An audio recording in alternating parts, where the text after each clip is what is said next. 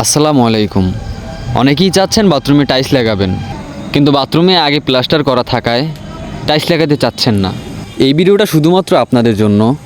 যারা বাথরুমে ফুল wall tiles লাগাতে চাচ্ছেন তারা অবশ্যই প্লাস্টার ভেঙে নেবেন, এটা সব থেকে ভালো হবে।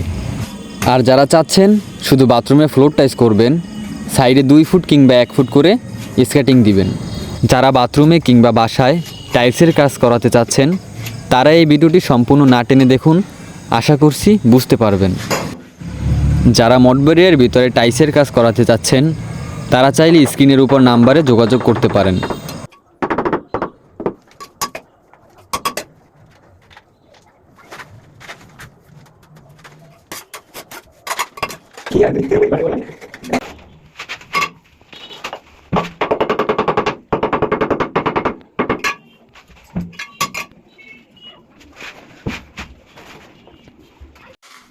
দূরে যাইয়ে দিবি ভিডিও করে।